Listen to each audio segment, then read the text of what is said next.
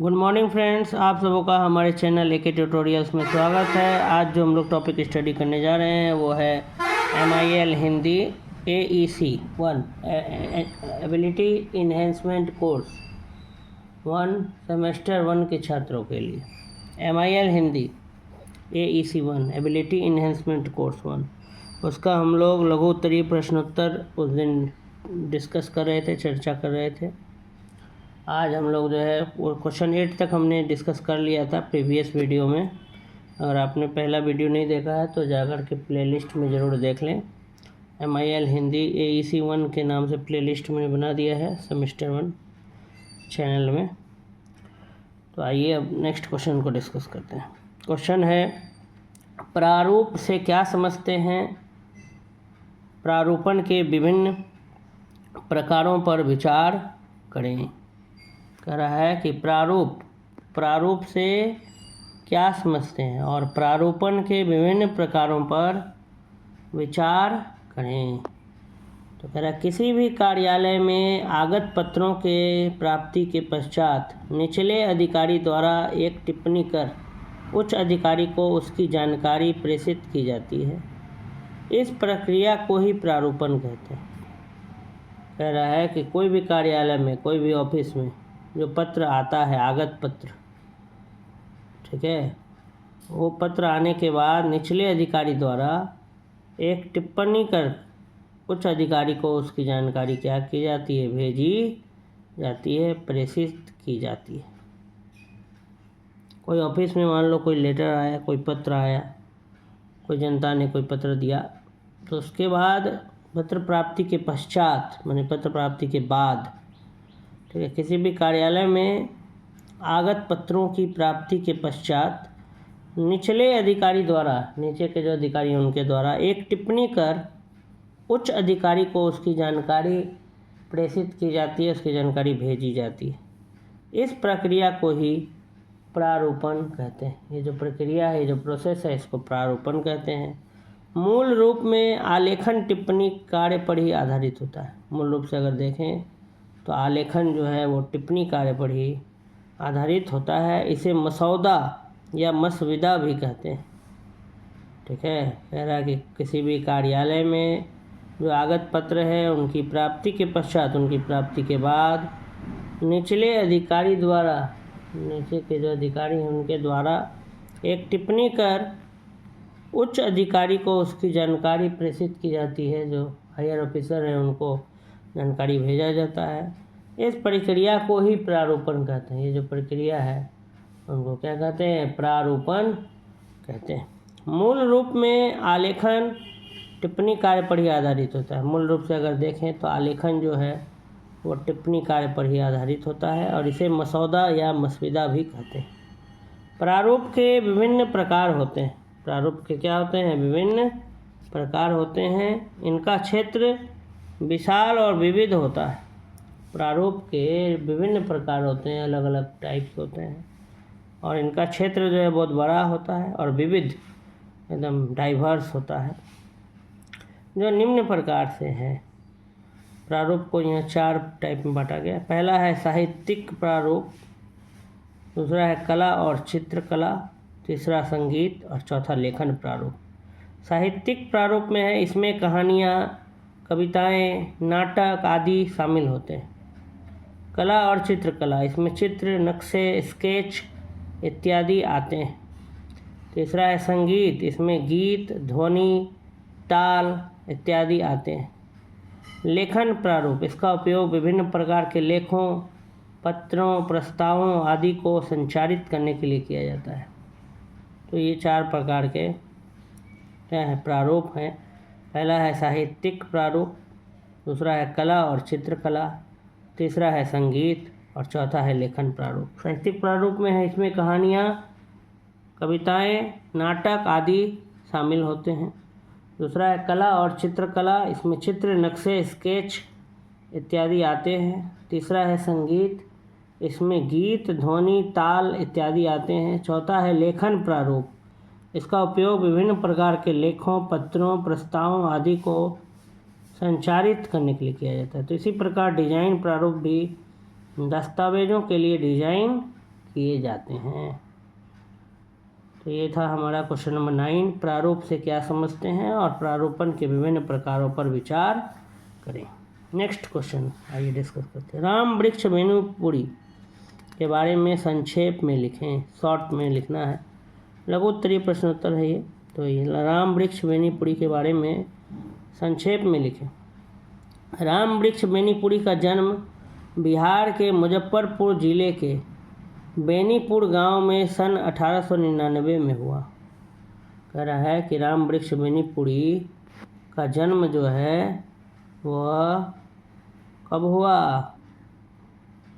तो राम वृक्ष बेनीपुरी का जन्म बिहार के मुजफ्फरपुर जिले के बेनीपुर गांव में सन 1899 में हुआ, इसलिए उनका नाम बेनीपुरी, जगह से भी उनका नाम लिया गया है, राम वृक्ष बेनीपुरी।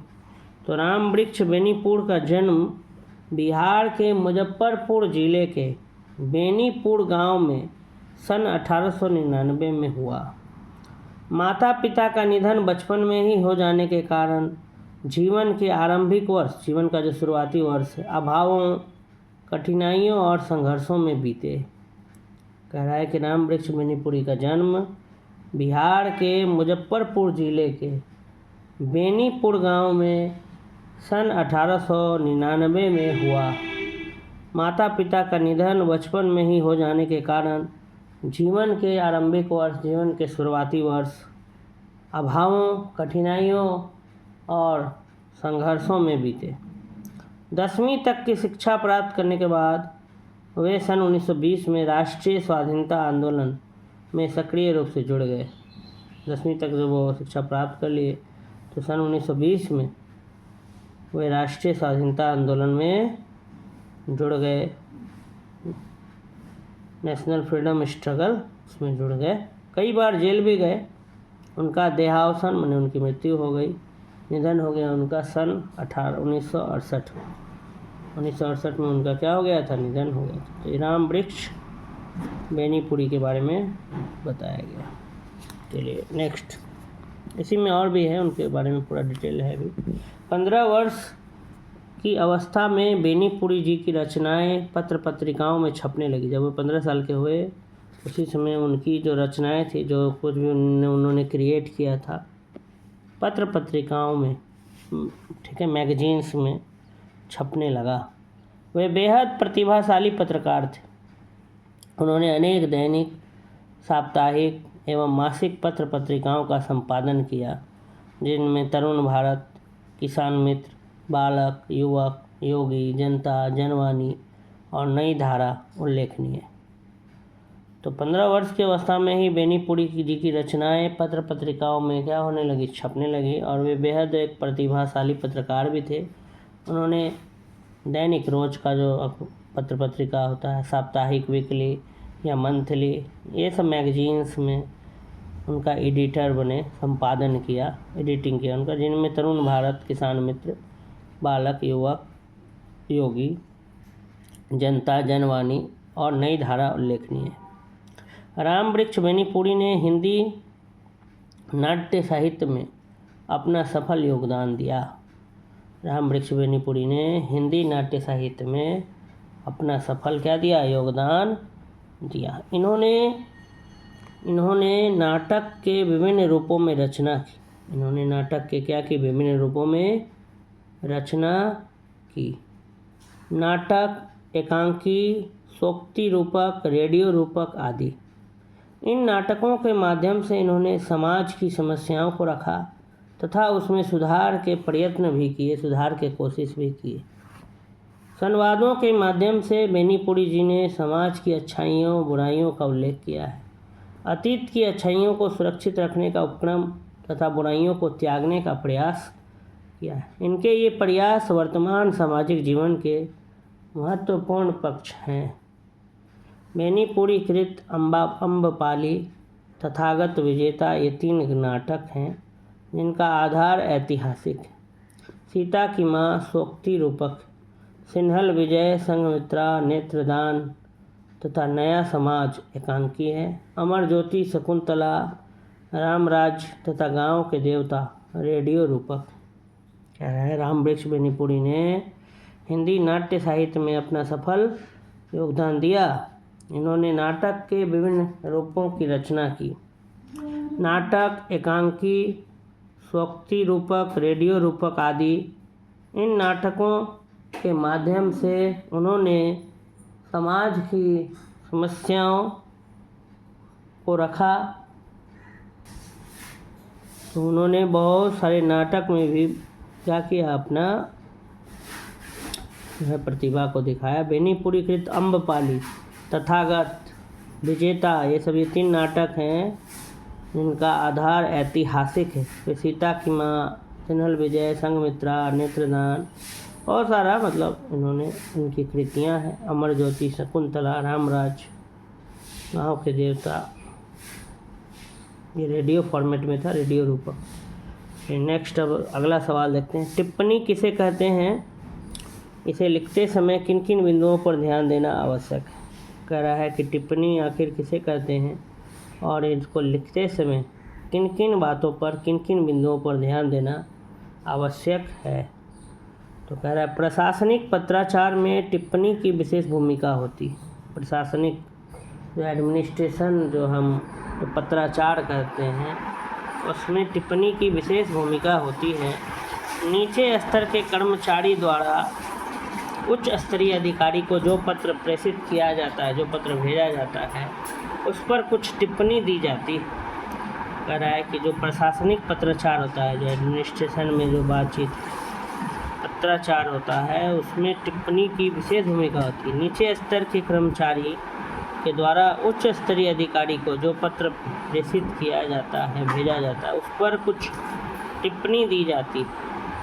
जो उक्त कर्मचारी का उस विषय पर अपनी आलोचना देने या विचार व्यक्त करने का तरीका होता है। या किसी विषय या व्यक्ति के बारे में एक छोटा संकेत या मूल्यांकन हो सकता है। टिप्पणी लिखते समय निम्न बिंदुओं पर ध्यान देना महत्वपूर्ण है। पहला, टिप्पणियाँ बहुत लंबी या छोटी नहीं होनी चाहिए। टिप्पणियाँ संतुलित होनी चाहिए तथा समय का भी इसमें ध्यान रखना चाहिए। टिप्पणियाँ स्पष्ट, सहज एवं संचारित होनी चाहिए। टिप्पणियों की भाषा सही होनी चाहिए तथा व्याकरण की दृष्टि से सही होनी चाहिए। टिप्पणी में संबंधित तथ्यों का प्रमाण होना चाहिए। बिना प्रमाण के कोई भी टिप्पणी प्रभावशाली नहीं होती है। एविडेंस, सबूत होना जरूरी। बिना प्रमाण के, बिना सबूत के कोई भी टिप्पणी, कोई भी बात अगर आप किसी के बारे में बोलना है तो प्रभावशाली नहीं होती। प्रशासनिक पत्राचार में टिप्पणी की विशेष भूमिका होती है। नीचे स्तर के कर्मचारी के द्वारा उच्च स्तरीय अधिकारी को जो पत्र भेजा जाता है उस पर कुछ टिप्पणी दी जाती है। जो उक्त कर्मचारी का उस विषय पर अपनी आलोचना देने या विचार व्यक्त करने का तरीका होता है। यह किसी विषय या व्यक्ति के बारे में एक छोटा संकेत या मूल्यांकन हो सकता है। और टिप्पणी लिखते समय क्या क्या किन किन बातों का हमें ध्यान रखना चाहिए? तो पहला, टिप्पणियाँ बहुत लंबी या छोटी नहीं होनी चाहिए। टिप्पणियाँ संतुलित होनी चाहिए तथा समय का भी इसमें ध्यान रखना चाहिए। टिप्पणियाँ स्पष्ट, सहज एवं संचारित होनी चाहिए। टिप्पणियों की भाषा सही होनी चाहिए तथा व्याकरण की दृष्टि से सही होनी चाहिए। टिप्पणी में संबंधित तथ्यों का प्रमाण होना चाहिए। बिना प्रमाण के कोई भी टिप्पणी प्रभावशाली नहीं होती। ये टिप्पणी के बारे में बताया गया। ये अगला सवाल है हमारा, निराला। निराला के काव्य में सामाजिकता का वर्णन करें। तो निराला नाम अगर जब आता है तो आपके दिमाग में एक ही नाम होना चाहिए, सूर्यकांत त्रिपाठी निराला। ये कवि थे सूर्यकांत त्रिपाठी निराला। तो इन्हीं के काव्य में सामाजिकता का वर्णन करें कि इन्होंने जितनी भी कविताएं लिखी उसमें समाज का वर्णन उन्होंने कैसे किया, इसी को हमें पूछा गया। निराला के काव्य में सामाजिकता का वर्णन करें। तो अपने काव्य में महाप्राण निराला, महाप्राण अपने व्यक्तिगत जीवन में निरंतर प्रतिकूल परिस्थितियों से अनवरत जूझने के कारण ये दिव्य और व्यापक दृष्टि पाकर पौरुष के कवि के रूप में दिखाई देते हैं। अपनी कविताओं में जिस ईमानदारी से अपनी जीवन अनुभूतियों की उन्होंने अभिव्यक्ति की है वह किसी बिरले कवि के ही बस की बात कही जाएगी। कवि ने कहीं अपनी निराशा और पराजय को स्वर दिया है तो कहीं उन्हें मानव कल्याण के गीत गाता हुआ भी देखा जा रहा है। कह रहा है कि निराला जी ने जो अपना काव्य है उसमें अपने व्यक्तिगत जीवन में निरंतर लगातार जो उनके विरुद्ध परिस्थिति आया, प्रतिकूल परिस्थितियों से अनवरत जूझने के कारण लगातार जो उन्होंने जूझा, अपने परिस्थितियों से उनका उन्होंने सामना किया, उसके कारण ही दिव्य और व्यापक दृष्टि उन्होंने पाया। और ठीक है, अपनी कविताओं में उन्होंने जिस ईमानदारी से जीवन के अनुभव को लिखा, अभिव्यक्त किया, वह बिरले ही कोई कवि द्वारा क्या कर पाएगी, वश की बात कही जाएगी। कवि ने कहीं अपनी निराशा और पराजय को आवाज़ दिया है तो कहीं उन्हें मानव कल्याण के गीत गाता हुआ भी देखा जा सका। तो निराला जी के काव्य में मानवतावादी स्वर या विभिन्न स्थलों पर ध्वनित होता है।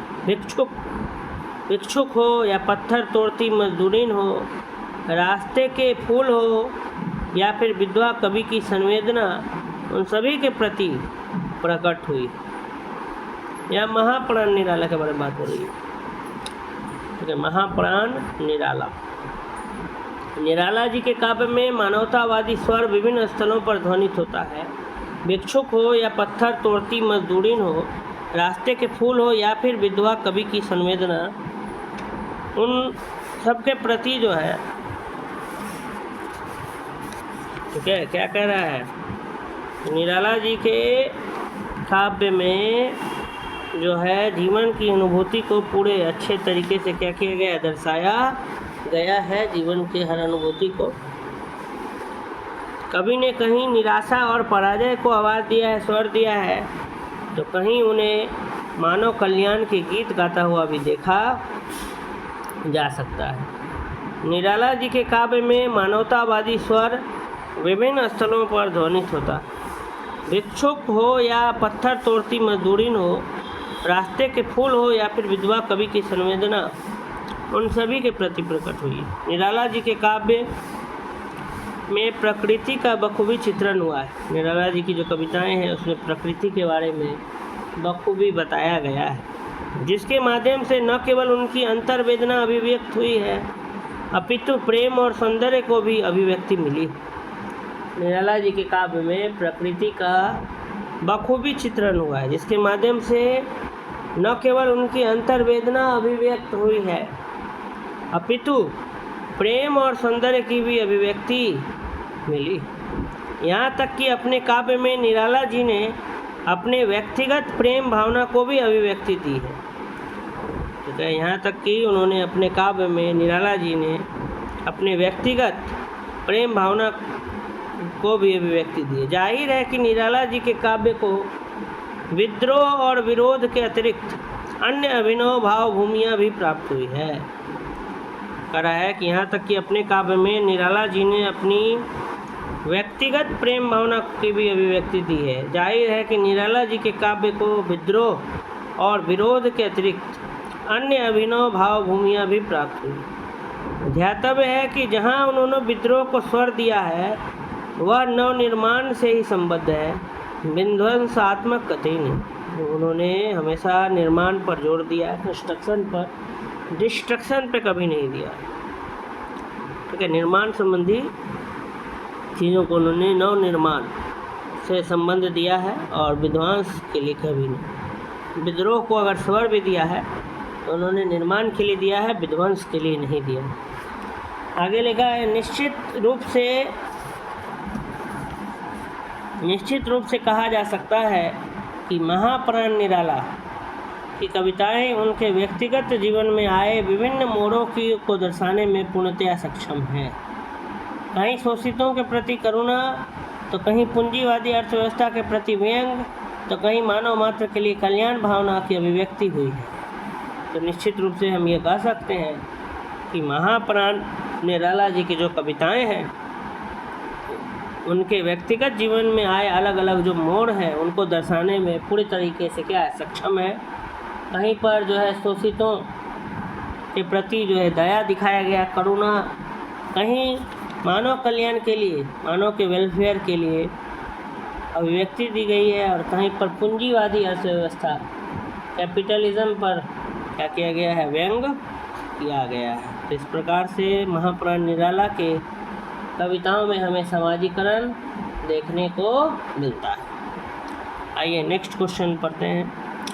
प्रश्न संख्या 13 है, देवनागरी लिपि के विकास का वर्णन करें। देवनागरी लिपि किस तरह से डेवलप किया, उसके विकास का वर्णन करें।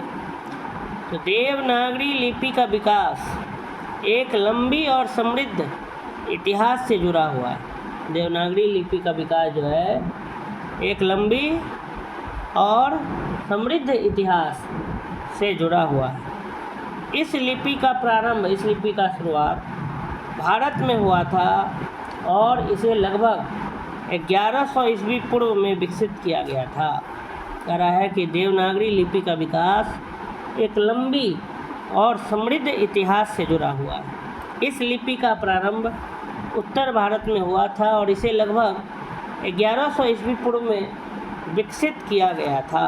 यह संस्कृत और हिंदी के साथ साथ अन्य भारतीय भाषाओं के लिए भी प्रयोग किया जाता है। देवनागरी लिपि का विकास सांस्कृतिक, सामाजिक और राजनीतिक संदर्भों में भारतीय इतिहास से संबंधित है। इस लिपि का उपयोग आज भी विभिन्न भारतीय भाषाओं में होता है और यह एक महत्वपूर्ण भारतीय सांस्कृतिक विरासत का हिस्सा है।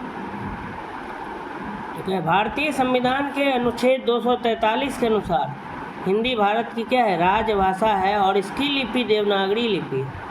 हिंदी में देवनागरी लिपि का प्रयोग आकस्मिक घटना नहीं है, अपितु यह एक सुदीर्घ प्रक्रिया का परिणाम है। संवैधानिक स्वीकृति मिलने के बाद हिंदी के मानकीकरण में रूपों की विविधता आई है। इस कारण देवनागरी लिपि का प्रयोग बहुत व्यापक हो गया। संस्कृत, नेपाली, मराठी, पंजाबी, गुजराती भाषा में भी इस लिपि का व्यापक प्रयोग हो रहा है। संस्कृत भाषा की भी जो है लिपि है देवनागरी लिपि, नेपाली भाषा की भी लिपि है देवनागरी लिपि, मराठी भाषा की भी लिपि है देवनागरी, पंजाबी भाषा की भी लिपि है देवनागरी और गुजराती भाषा की भी लिपि है देवनागरी। तो देवनागरी लिपि का विकास जो है एक लंबी और समृद्ध इतिहास से जुड़ा हुआ है। इस लिपि का शुरुआत उत्तर भारत में हुआ था और इसे लगभग 1100 ईस्वी पूर्व में विकसित किया गया था।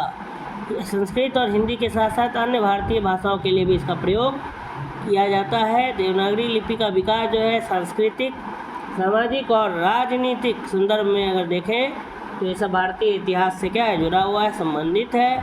इस लिपि का उपयोग आज भी विभिन्न भारतीय भाषाओं में होता है और यह एक महत्वपूर्ण भारतीय सांस्कृतिक विरासत का क्या है, हिस्सा है। भारतीय संविधान के अनुच्छेद 243 के अनुसार हिंदी जो है वो भारत की राजभाषा है और इसकी लिपि देवनागरी लिपि।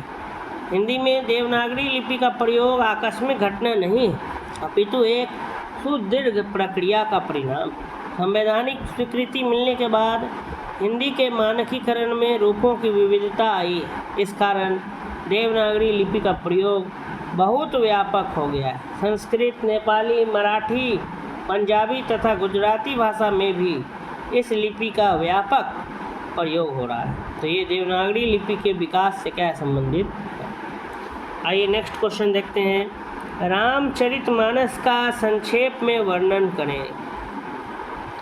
तो भारतीय जनमानस अध्यात्म और भक्ति की जिस पीयूष धारा से सिंचित होता आया है उसका स्रोत यदि वेद एवं उपनिषदों से उद्भूत है तो जन साधारण में भक्ति के प्रचार प्रसार का श्रेय स्वामी रामानंद के बाद हिंदी में सूर, तुलसी आदि कवियों को ही है। भक्त तुलसी ने रामचरित और राम भक्ति को न केवल अपनी कविता का विषय बनाया अपितु उन्होंने क्रमशः प्रबंध और मुक्तक शैली के लिए अवधी और ब्रज भाषा स्वीकार कर दोनों पर अपने असाधारण प्रभुत्व द्वारा हिंदी की शक्ति और क्षमता पर अखंड विश्वास जागृत किया। रामचरित पर भक्ति का रंग चढ़ाकर तुलसी ने रामचरितमानस को इतना सुंदर और प्रभावशाली रूप दिया कि राम का आदर्श चरित्र जिसमें सुख दुख के अनेक प्रसंग आते हैं अत्यंत मानवीय रूप में अंकित हुआ। प्रत्येक मर्म स्पर्शी प्रसंग का सजीव सरस स्वाभाविक वर्णन काव्यांगों की अभिव्यक्ति, प्रवाहपूर्ण ललित भाषा, सब ने मिलकर मानस को ऐसा हृदयग्राही रूप दिया है कि यह ग्रंथ हिंदी पाठकों का कंठहार बन गया है। इसका सबसे बड़ा प्रमाण यह है कि सदियों से जनसाधारण की जीवा पर मानस के दोहे चौपाइयों की पंक्तियां घिसती आ रही हैं। शक्तिशील तथा सौंदर्य के अप्रतिम कवि तुलसीदास ने जीवन के विविध पक्षों के प्रति अपने जिसमें सूक्ष्म दृष्टि का परिचय दिया है, उससे उनके दृष्टि विस्तार का तो पता चलता ही है, और भारत की समग्र जनता का लोकप्रिय कवि होने का गौरव भी उन्हें इसी कारण प्राप्त। रामचरितमानस की कल्पना गोस्वामी जी ने मानसरोवर के रूप में की है, जिसके जल तक पहुँचने के लिए 7 सोपान 7 सीढ़ियों के समान है। 7 प्रबंध सुभग सोपाना, ज्ञान नयन निरसत मन माना। वस्तुतः मानस के 7 सोपान, उसके 7 कांड, बाल कांड, अयोध्या कांड, अरण्य कांड, किष्किंधा कांड, सुंदर कांड, लंका कांड और उत्तर कांड ही है, जो भक्ति के ही सोपान है, जिन्हें देखने के लिए ज्ञान दृष्टि अपेक्षित है। तात्पर्य मानस के 7 कांडों में बद्ध कथाओं के परायण मनन से ही राम भक्ति की प्राप्ति संभव है। समग्रतः मानस, रामचरितमानस जो है, राम भक्ति का अविरल स्रोत है। तो कह रहा है कि भारतीय जनमानस में अध्यात्म और भक्ति, स्पिरिचुअलिज्म और जो डिवोशन है, उसका जो ये पवित्र धारा से ही सिंचित होता आया है, और उसका स्रोत यदि वेद और उपनिषद है, तो जनसाधारण में भक्ति के प्रचार प्रसार का श्रेय स्वामी रामानंद के बाद हिंदी में सूरदास, तुलसीदास आदि कवियों का ही है। भक्त तुलसीदास ने रामचरित और राम भक्ति को न केवल अपना कविता का विषय चुना, बल्कि उन्होंने प्रबंधक और मुक्तक शैली के लिए अवधि और ब्रज भाषा स्वीकार कर दोनों पर अपने असाधारण प्रभुत्व एवं हिंदी की शक्ति और क्षमता का अखंड विश्वास क्या जागृत किया।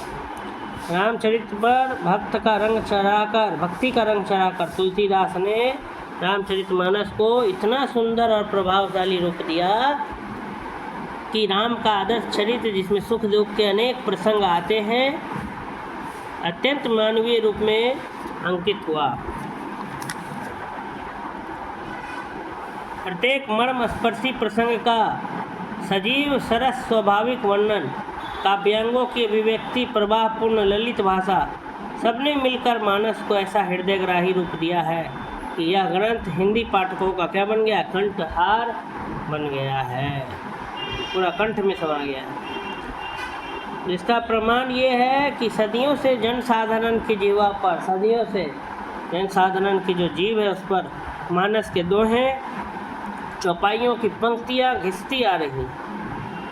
शक्तिशील और सौंदर्य के अप्रतिम कवि तुलसीदास ने जीवन के विविध पक्षों के प्रति, जीवन के अलग अलग पक्षों के प्रति अपनी जिस सूक्ष्म दृष्टि का परिचय दिया है, उससे उनके दृष्टि विस्तार का तो पता चलता ही है।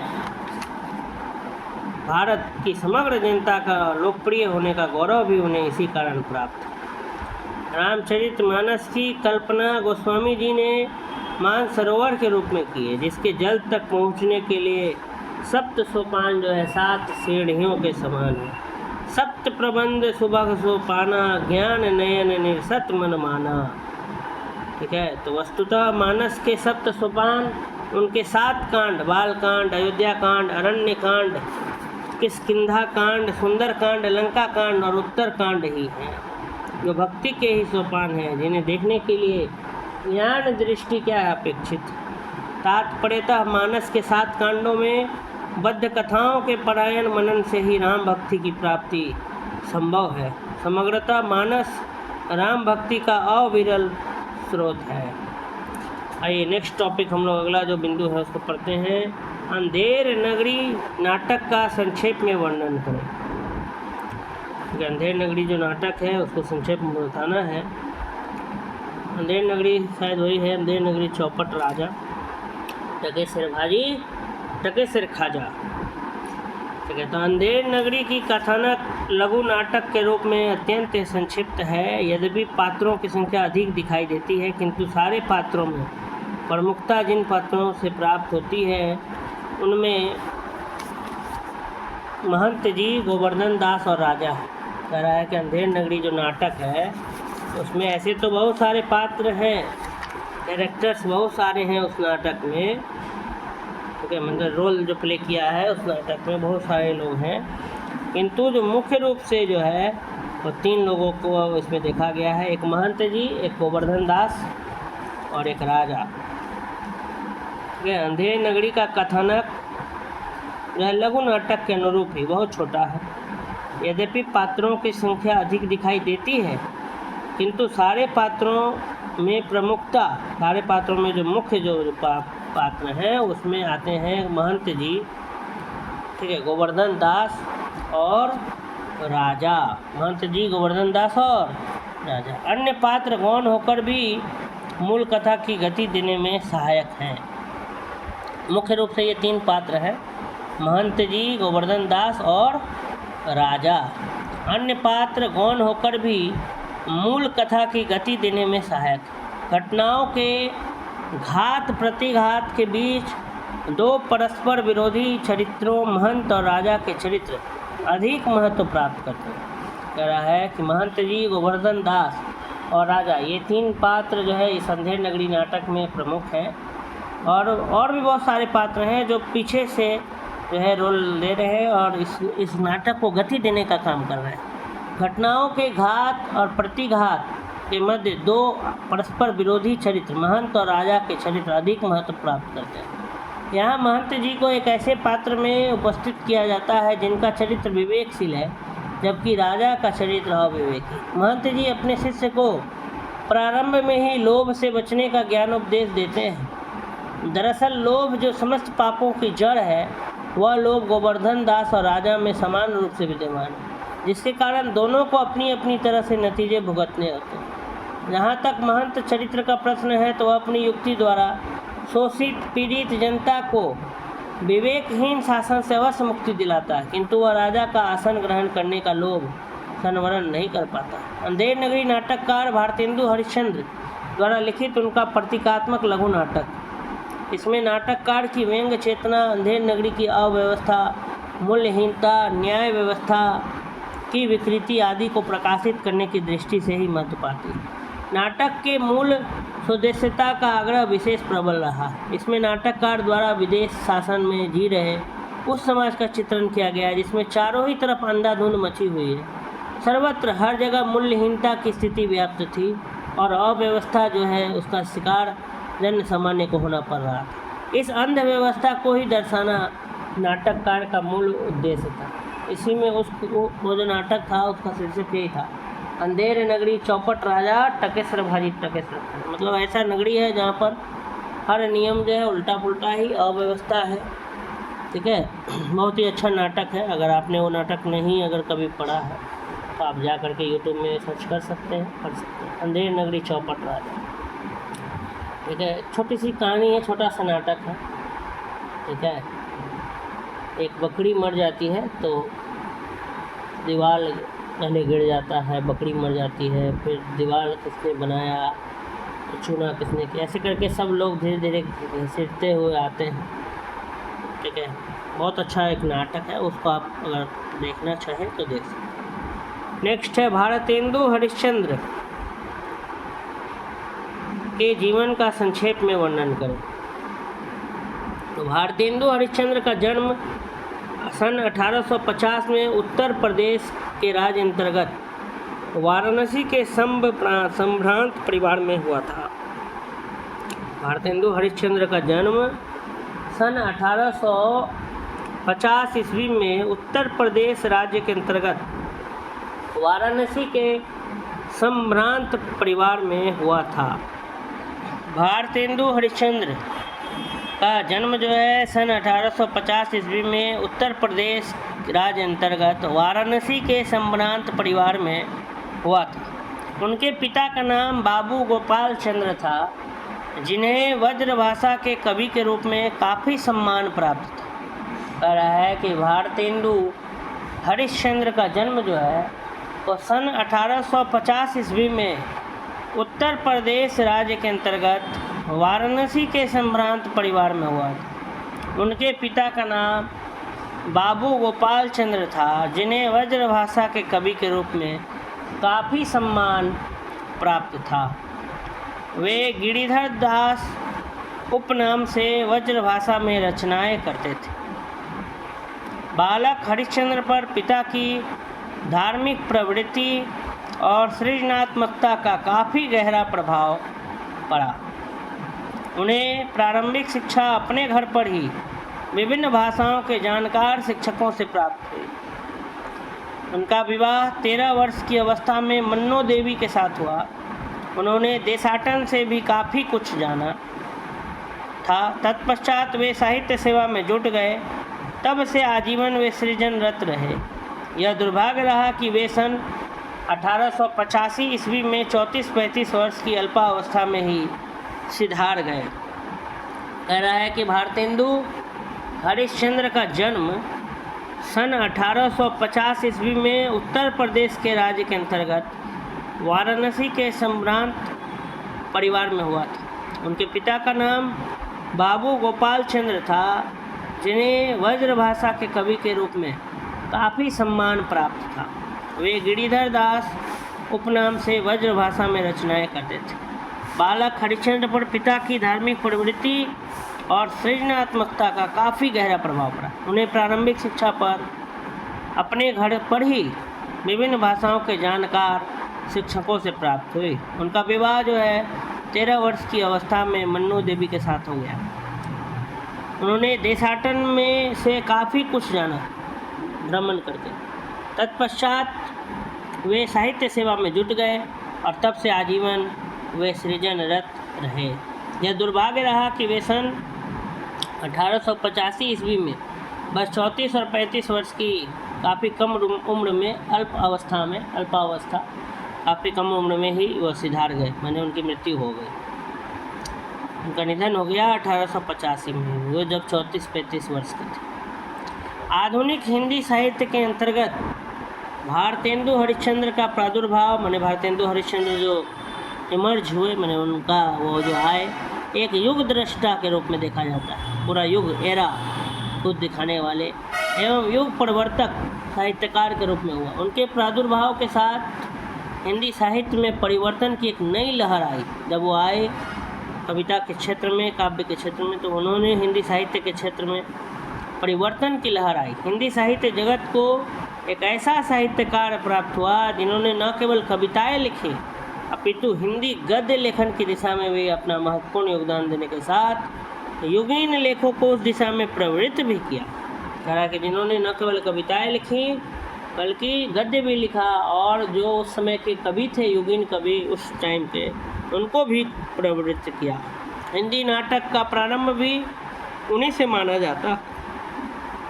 हिंदी नाट्य लेखन के लिए उन्होंने अपने नाट्य सिद्धांत के माध्यम से युगीन नाटककारों का ध्यान अपेक्षित यथोचित परिवर्तन की ओर आकृष्ट किया। उनके नाटकों में भारत दुर्दशा, अंधेर नगरी आदि प्रमुख। ये भारतेंदु हरिश्चंद्र के जीवन के बारे में हमने क्या पढ़ा, संक्षेप में पढ़ा। आइए अगला सवाल पढ़ते हैं। नेक्स्ट क्वेश्चन है, कबीर के समाज सुधार का वर्णन करें। कबीरदास हिंदी काव्य साहित्य के ज्ञान मार्गी कवियों में अग्रगण है। कह रहा है कबीरदास जो है हिंदी काव्य साहित्य के ज्ञान मार्गी कवियों में अग्रगण है। अपनी दोहे एवं साखी के माध्यम से उन्होंने सत्य की अभिव्यक्ति की है। उनका जो प्रत्यक्ष ज्ञान है वह साखियों के रूप में अभिव्यक्त हुआ है। ये साखियाँ सामान्य जन एवं संत कवियों को अपनी उद्देश्यपूर्ण बातों की अभिव्यक्ति के लिए सर्वाधिक प्रिय रहे। अपनी साखियों एवं दोहों के माध्यम से कबीर ने गुरु महिमा, ब्रह्म निरूपण तथा मानव प्रेम पर विशेष बल देते हुए विभिन्न जीवनोपयोगी सिद्धांतों का प्रतिपादन किया है। कबीर की साखियाँ अज्ञान अंधकार में भटकने वालों के लिए ज्ञान की आँखें हैं। कबीर की साखियाँ लौकिक आचरण के लिए भी महत्वपूर्ण। कह रहा है कि कबीरदास जी हिंदी कवि साहित्य के ज्ञान मार्गी कवि हैं। ज्ञान का मार्ग दिखाने वाले कवियों में इनका आगे में एकदम नंबर आता है, अग्रगण है। कबीरदास हिंदी काव्य साहित्य के ज्ञान मार्गी कवियों में अग्रगण है, एकदम आगे में इनकी गिनती होती है कबीरदास की। काव्य साहित्य के ज्ञान मार्ग कवि, मैंने ज्ञान का मार्ग दिखाने वाले। अपने दोहे एवं साखी के माध्यम से उन्होंने सत्य की अभिव्यक्ति की है, सच्चाई की। उनका जो प्रत्यक्ष ज्ञान है वह साखियों के रूप में एकदम अभिव्यक्त हुआ है। ये साखियाँ सामान्य जन, संत, कवियों सबको अपनी उद्देश्यपूर्ण बातों की अभिव्यक्ति के लिए सर्वाधिक प्रिय रहते हैं। हर लोग कबीरदास का दोहा का प्रयोग करते हैं किसी भी चीज़ का वर्णन करने के लिए। कोई भी चीज़ को अगर हमको कभी अच्छे से किसी को समझाना होता है तो हम लोग कबीरदास के दोहे ज़रूर बताते हैं, दोहे का इस्तेमाल करते हैं। अपनी साखियों एवं दोहों के माध्यम से कबीर ने गुरु महिमा नहीं, गुरु गोविंद दो खड़े काको लागू पाओ, बलिहारी गुरु आपने गोविंद दियो बताए। उन्हीं का दोहा है जिसमें ये बताया गया था कि गुरु और गोविंद, गुरु माने टीचर और गोविंद माने भगवान, दोनों जब खड़े रहे तो किसको ज़्यादा तवज्जो देनी चाहिए? तो कबीरदास ने कहा है कि गुरु को पहले ज़्यादा तवज्जो देनी चाहिए, गुरु को पहले प्रणाम करना चाहिए, क्योंकि गुरु ने ही ईश्वर के बारे में बताया। इसलिए गुरु गोविंद दो खड़े दे, दोनों खड़े हैं, काके लागू पाऊँ, किसका पैर पढ़ूँ मैं पहले? तो बलिहारी गुरु आपने गोविंद दियो बताए। तो बलिहारी किसको बताया गया है? गोविंद, गुरु को बताया गया है, जिन्होंने गोविंद के बारे में बताया। तो गुरु की महिमा का वर्णन, गुरु को उन्होंने ईश्वर से भी ऊंचा स्थान दिया है कबीरदास ने। तो ये लिखा है, गुरु महिमा ब्रह्म निरूपण मानव प्रेम बहु सारा, पढ़े जो पंडित होए कबीरा नहीं, 2.5 अक्षर पोथी पोथी पढ़त न पंडित होए, 2.5 अक्षर पढ़े जो पंडित होए, ऐसा करके है। फिर बहुत सब उनका दोहा सब है, आप लोग सुन रहे होंगे नहीं, कि ऊंचा है उससे कोई किसी को लाभ नहीं होता है नहीं। पेड़ जब बहुत ऊंचा है, पेड़ जो है वो फल नहीं देता है, वो किसी काम का नहीं है, झुका हुआ। ये सारा दोहा है। आप कबीरदास के दोहे भी यूट्यूब में देख सकते हैं, बहुत अच्छे अच्छे दोहे हैं। इसको आप जीवन में अगर उतार लेंगे तो आपकी जीवन क्या हो जाएगी? सुधर जाएगी। कबीर की साखियाँ अज्ञान अंधकार में, अज्ञान के अंधकार में जो लोग भटकते हैं तो ज्ञान की आंखें प्रदान करते हैं कबीरदास। कबीरदास के दोहे में बहुत कुछ सीखने वाली बात है। कबीर की साखियाँ लौकिक आचरण, लोगों को किस तरह से आचरण करना चाहिए, कैसा बिहेव करना चाहिए, ये सारा चीज़ ठीक है कबीर के दोहे में। नेक्स्ट है, कबीर के दोहों एवं साखियों में समाज सुधार के अनेक संकेत दिए गए हैं। कह रहा है कि कबीर के दोहों एवं साखियों में समाज सुधार के अनेक संकेत दिए गए। उन्होंने मधुर वाणी बोलने की सीख दी है, मीठा बोलने कहा है। उनका कहना है कि शीतल नहीं, शीतल वाला एक ठो श्लोक दोहा भी है, शीतल एवं मधुर वाणी से ही समाज का विकास हो सकता है। वे बाह्य आडंबरों की भी घोर निंदा करते थे, बाहर का। कबीर का मानना था कि शरीर धारण करना सभी जीवों के लिए दंड स्वरूप है, जिसे ज्ञानी ज्ञान से भुगतता है और मूर्ख रोते हुए। उनके लिए कहना है कि केवल माला पहनने से ईश्वर की प्राप्ति नहीं होती, अपितु सेवा, त्याग और परोपकार के द्वारा ही ईश्वर को प्राप्त किया जा सकता है। कबीर के दोहों एवं साखियों में समाज सुधार के अनेक संकेत मिलते हैं। उन्होंने मधुर वाणी बोलने की सीख दी है, शीतल वाणी बोलने के लिए कहा गया है। उनका कहना है कि शीतल एवं मधुर वाणी से ही समाज का विकास हो सकता है। वे बाह्य आडंबरों की भी घोर निंदा करते थे। कबीरदास का मानना था कि शरीर धारण करना सभी जीवों के लिए दंड स्वरूप, जिसे ज्ञानी जो है ज्ञान से भुगतता है और मूर्ख जो है वो रोते हुए। उनका कहना है कि केवल माला फेरने से ईश्वर की प्राप्ति नहीं होगी, अपितु सेवा, त्याग और परोपकार, लोग दूसरों की भलाई, परोपकार ठीक है, सेवा माने सर्विस, लोगों की सेवा, त्याग माने बलिदान, ये सब के द्वारा ही ईश्वर को क्या कर सकते हैं? हम प्राप्त कर सकते हैं। नेक्स्ट टॉपिक है, दिनकर के काव्य के प्रमुख रसों का वर्णन करें। दिनकर, रामधारी सिंह दिनकर के काव्य के प्रमुख रसों का वर्णन करें। तो रामधारी सिंह दिनकर के काव्य में प्रमुख रसों की व्यापकता और गहराई होती। कह रहा है कि रामधारी सिंह दिनकर के काव्य के प्रमुख रसों की व्यापकता, ठीक है, रामधारी सिंह दिनकर के काव्य के प्रमुख रसों की व्यापकता और गहराई होती है। वे अपने काव्य में वीर रस को उच्च स्थान देते हैं, जो वीरता, साहस और पराक्रम के भावों को प्रकट करता है। उनकी कविताओं में प्रेम और श्रृंगार की भी अहम भूमिका निभाते हैं, जो संबंधों की मिठास और रोमांच को दर्शाते हैं। उनकी कविताओं में रसों की विविधता और गहराई को अनुभव किया जा सकता है। रामधारी सिंह दिनकर के काव्य में प्रमुख रसों की व्यापकता और गहराई होती है। वे अपने काव्य में वीर रस को उच्च स्थान देते हैं, जो वीरता, साहस और पराक्रम के भावों को प्रकट करता है। उनकी कविताओं में प्रेम और श्रृंगार भी अहम भूमिका निभाते हैं, जो संबंधों की मिठास और रोमांच को दर्शाते हैं। उनकी कविताओं में रसों की विविधता और गहराई का भी अनुभव किया जा सकता है। नेक्स्ट है मुहावरा और कहावत में अंतर स्पष्ट करें। तो मुहावरा और कहावत दोनों ही भाषा के एक प्रकार हैं, लेकिन अंतर में कुछ विशेष बातें होती हैं। मुहावरा एक वाक्यांश होता है, वाक्य का अंश होता है, जो वाक्य को रुचिकर बनाता है, जबकि कहावत एक विशेष सत्यानुवाद होता है, जो जीवन के अनुभव से सिखाई गई बातों को व्यक्त करता है। अधिकांश कहावतें अधिक उत्तम रीति रिवाजों या जीवन के अनुभवों के साथ संबंधित होती हैं, जबकि मुहावरे वाक्य की विशेष परिस्थितियों या भाषाई अभिप्रायों को व्यक्त करने के लिए प्रयोग किए जाते हैं। तो मुहावरे और कहावत दोनों भाषा के एक प्रकार हैं, लेकिन अंतर में विशेष बात होती है। मुहावरा एक वाक्यांश होता है, एक वाक्य का टुकड़ा होता है, अंश होता है, जो वाक्य को रुचिकर बनाता है, जबकि कहावत एक विशेष सत्य अनुवाद होता है, सत्य के बारे में बताया जाता है, जो जीवन के अनुभव से सिखाई गई बातों को व्यक्त करता है। अधिकांश कहावतें जो हैं वो अधिक उत्तम रीति रिवाज या जीवन के अनुभव के साथ जुड़ी हुई होती है, जबकि मुहावरे जो है वो वाक्य के विशेष परिस्थिति पर या भाषा के अभिप्राय को व्यक्त करने के लिए प्रयोग किया जाता है। तो ये मुहावरा और कहावत में क्या था, अंतर था। अगला सवाल है, अनुवाद सिद्धांत को परिभाषित करें। अनुवाद सिद्धांत, ट्रांसलेशन, इसका सिद्धांत के बारे में बताया गया। तो अनुवाद यानी ट्रांसलेशन सिद्धांत भाषाओं के वाक्यांशों या पाठों को एक भाषा से दूसरी भाषा में स्थानांतरित करने के नियमों और तत्वों का अध्ययन करता है।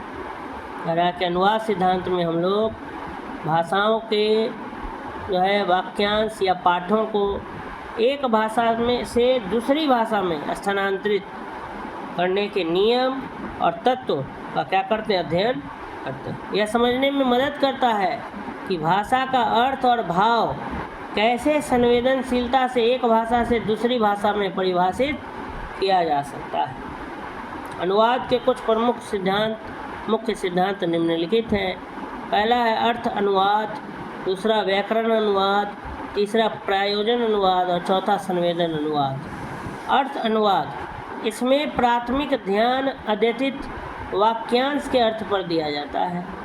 व्याकरण अनुवाद, इसमें भाषाई और व्याकरणिक नियमों का पालन करते हुए अनुवाद किया जाता है।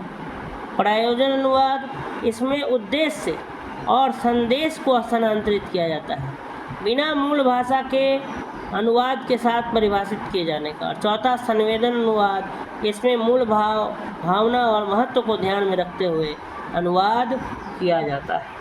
अनुवाद सिद्धांत भाषाओं के वाक्यांशों या पाठों को एक भाषा से दूसरी भाषा में स्थानांतरित करने के नियमों और तत्वों का अध्ययन करता है। यह समझने में मदद करता है कि भाषा का अर्थ और भाव कैसे संवेदनशीलता से एक भाषा से दूसरी भाषा में परिभाषित किया जा सकता है।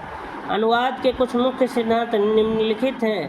पहला अर्थ अनुवाद, दूसरा व्याकरण अनुवाद, तीसरा प्रयोजन अनुवाद और चौथा संवेदन अनुवाद। अर्थ अनुवाद में इसमें प्राथमिक ध्यान अद्यतित वाक्यांश के अर्थ पर दिया जाता है।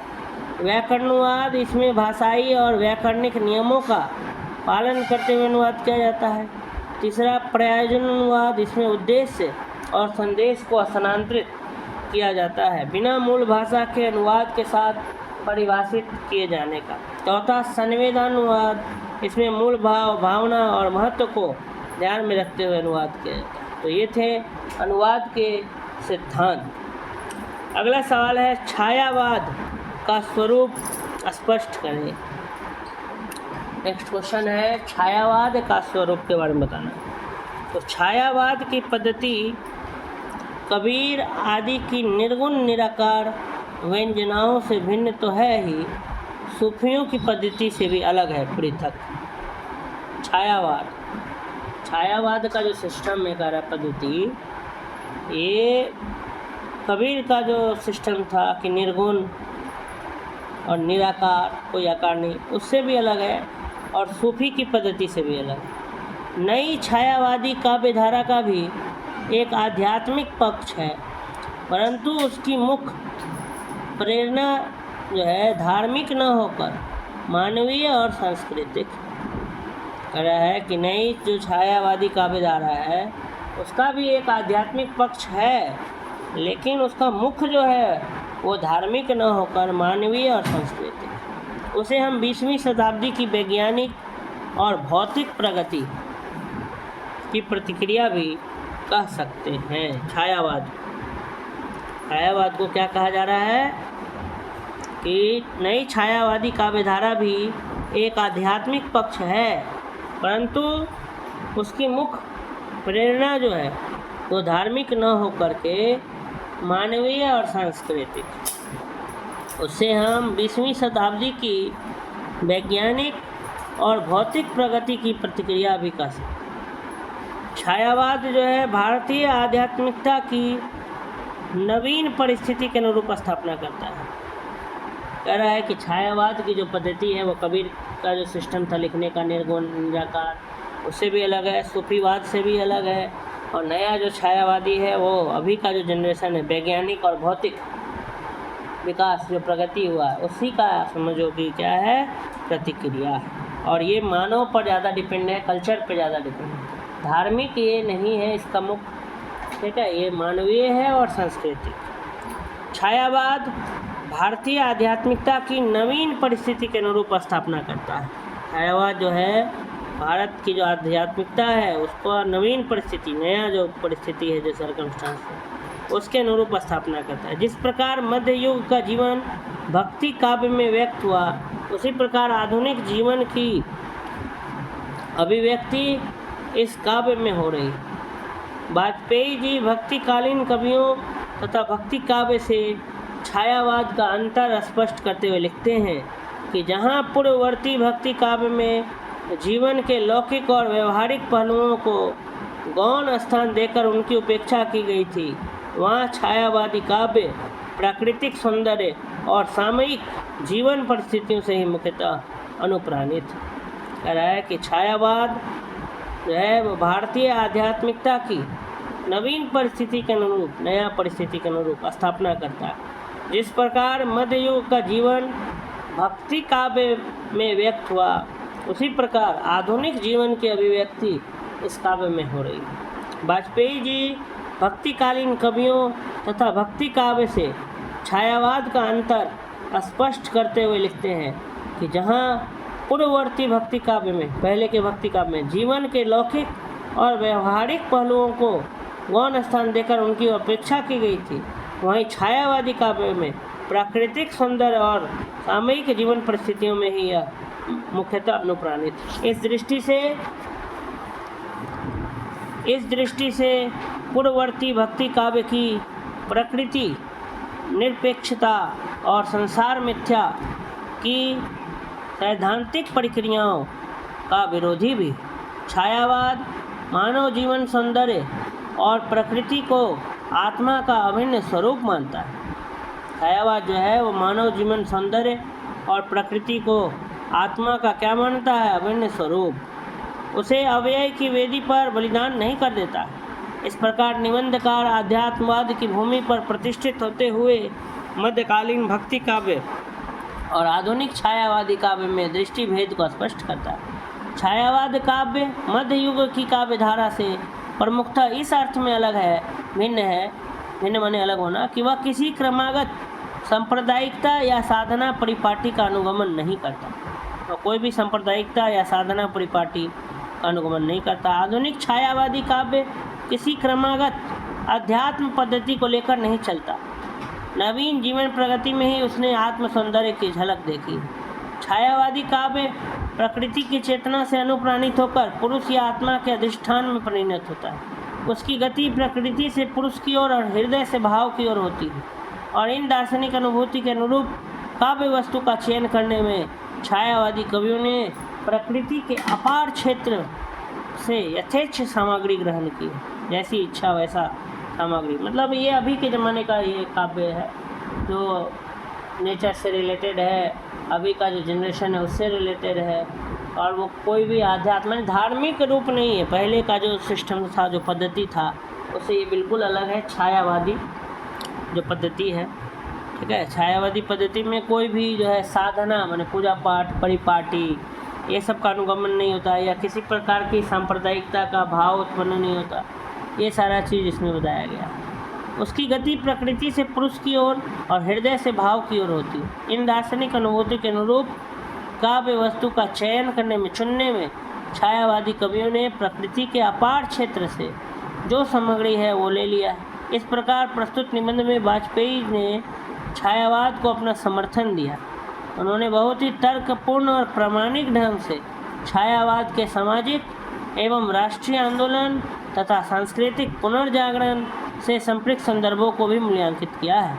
उन्होंने स्पष्ट किया है कि छायावाद की मुख्य प्रेरणा मानवीय एवं सांस्कृतिक। छायावाद को जो इंस्पायर करता है वो दो ही चीज़ है, ह्यूमैनिटी मानवीय इंसान से जुड़ा हुआ मानव, और संस्कृति से जुड़ा हुआ कल्चर, ह्यूमन और कल्चर पर आधारित है ये छायावाद। और पहले वाला जो भी काव्य पद्धति था या गद्य पद्धति वो सब धार्मिक भी था, स्पिरिचुअल था। ये स्पिरिचुअल नहीं है, परंतु नेचर के माध्यम से ये अध्यात्म को भी उजागर करता है। लेकिन इसका मुख्य जो बिंदु, मुख्य प्रेरणा जो है वो मानवीय और सांस्कृतिक। उन्होंने शुद्ध सौंदर्य बोधात्मक दृष्टि से छायावादी काव्य का क्या किया है, मूल्यांकन किया है। ठीक है, तो किसने? वाजपेयी जी ने निबंध लिखा है। ठीक है, कवि जी हैं, उन्होंने छायावाद का क्या किया है, समर्थन किया है, और छायावादी काव्य का उन्होंने मूल्यांकन किया है।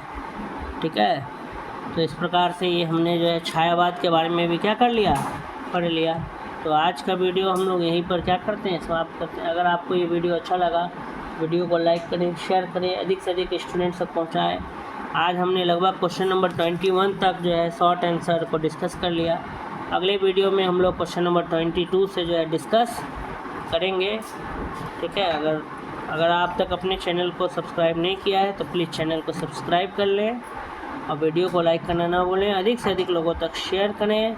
आप सबों का AK ट्यूटोरियल्स से जुड़ने के लिए बहुत बहुत धन्यवाद।